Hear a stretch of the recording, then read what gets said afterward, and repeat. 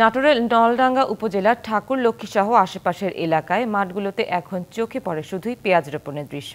পণ্যটির আকাশছোঁয়া দাম হওয়ায় এ কাজে ঝুঁকছে নাটোরের কৃষকরা। বীজ, সার ও কীটনাশকের দাম বৃদ্ধি সত্ত্বেও বিভিন্ন মাঠে পেঁয়াজ চাষের ধুম পড়েছে। কৃষকের মুখে হাসি ফোটাতে সহযোগিতার হাত বাড়িয়েছে কৃষি বিভাগ। আশ্বাস মিলেছে কৃষি উপকরণ প্রদানেরও। নাটোরের চলন বিল, হালতি বিল সহ নলডাঙ্গার ছোট বড় প্রায় সব মাঠে চলছে কন্দ পেঁয়াজ রোপণের কাজ। গত মৌসুমে শেষের দিকে এসে পেঁয়াজের ব্যাপক মূল্য বৃদ্ধিতে পেঁয়াজ রোপণে উৎসাহী হয়েছে নাটোরের কৃষকরা। উঁচু মাঠগুলোতেও অন্যান্য রবি ফসলের পরিবর্তে পেঁয়াজ চাষে ঝুঁকছে তারা। উৎপাদন হয় 50, 60, 70 মণ হারেও হয়।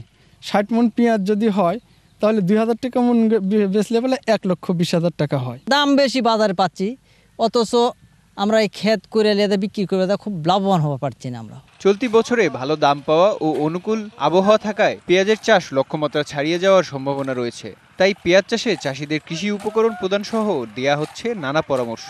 আমরা মাঠে দেখছি যে জমিগুলোতে গত বছর সরিষা করা হচ্ছিল, সেই জমিতে এবার মানুষ পেঁয়াজ রোপণের জন্য প্রস্তুত করছে। মানুষ যে পরিমাণ পেঁয়াজ রোপণ করছে বা পেঁয়াজের কন্দ এবং চারা রোপণ করবে, তাতে করে 2630 হেক্টর পার হয়ে প্রায় 3000 বা 3500 হেক্টর জমিতে পেঁয়াজ রোপণ করা হবে।